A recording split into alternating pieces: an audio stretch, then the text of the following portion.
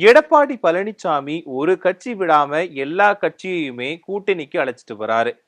பாஜகவோட வலுவான கூட்டணி அமைஞ்சும் கூட அவர் அடுத்தடுத்து முக்கியமான கட்சிகளை கூட்டணிக்கு அழைக்கிறது பேசு பொருளா மாறி இருக்கு. அதே மாதிரி பல கேள்விகளையும் எழுப்பியிருக்கு.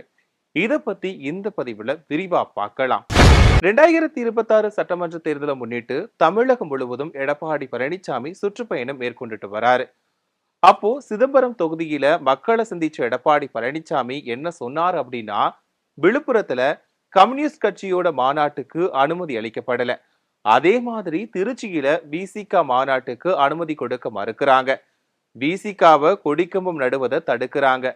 இப்படி இருந்தும் இவ்வளவு நடத்தியும் இவ்வளவு அசிங்கப்பட்டுமா அந்த கூட்டணியில இருக்கணும், இந்த அவமானப்பட்டுமா திமுக கூட கூட்டணியில தொடரணும் அப்படின்னு சொல்லியிருந்தாரு.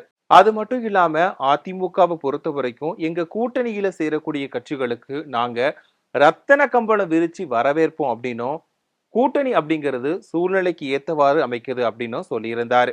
ஆனா எடப்பாடி பழனிசாமி விடுத்த அழைப்ப பிசிக சிபிஎம் கட்சிகள் நிராகரிச்சுட்டாங்க. அதே மாதிரி எங்களோட பொதுவான கருத்து என்னன்னா, இந்த கட்சி அந்த கட்சி அப்படிலாம் இல்ல. திமுகவை வீட்டுக்கு அனுப்ப நினைக்கும் யாரா இருந்தாலும் எங்க கூட்டணிக்கு வரலாம் அப்படின்னும் எடப்பாடி பேசியிருந்தாரு. எடப்பாடி இப்படி எல்லா கட்சிகளையுமே அழைப்பதற்கு பின்னாடி பல காரணங்கள் இருப்பதா கூறப்படுது. ஒரு பக்கம் எடப்பாடிக்கு போதிய பலம் இல்லாம போயிடுச்சு. அதனால அதிமுக கூட்டணி வெற்றி கூட்டணி இல்ல அப்படின்னும் சொல்லப்படுது. அதுலயும் இப்போ அதிமுக கூட்டணியில தேமுதிகவும் இல்ல, பாமகவும் இல்ல. இதனால அதிமுக தங்களோட பழைய வாக்கு வங்கியை தக்க வைப்பதே கஷ்டம்தான். இதனால அடுத்தடுத்து பல கட்சிகளை எடப்பாடி பழனிசாமி கூட்டணிக்கு அழைச்சிட்டு வராரு. பாஜகவோட வலுவான கூட்டணி அமைஞ்சு கூட அடுத்தடுத்து முக்கியமான கட்சிகளை கூட்டணிக்கு அழைச்சிட்டு வரார் எடப்பாடி பழனிசாமி. அதிமுக பாஜகவோட பழைய கூட்டணியில் இருந்த கட்சிகளை மறுபடியும் அவங்க கூட சேரல.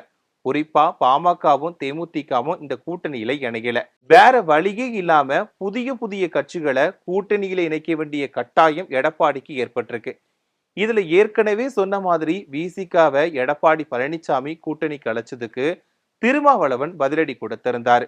அது என்னன்னா, அதிமுக பாஜக கூட்டணி அமைஞ்சதுக்கு அப்புறமா ஆட்சியை கைப்பற்றுவோம்னு சொன்னீங்க. இப்ப என்னாச்சு? ஏன் உங்க கூட கூட்டணியில வேற கட்சிகளை இணைக்க முடியாம போயிடுச்சுன்னு எடப்பாடியை சாடி இருந்தார் திருமாவளவன். இப்படி ஒவ்வொரு கட்சிகளுமே எடப்பாடியோட அழைப்பை தொடர்ந்து நிராகரிச்சுட்டு தான் வராங்க. இருந்தாலுமே தமிழக வெற்றி கழகத்தை தங்களோட கூட்டணியில இணைக்கிறதுக்கு எடப்பாடி அழைப்பு விடுத்துட்டு வராரு.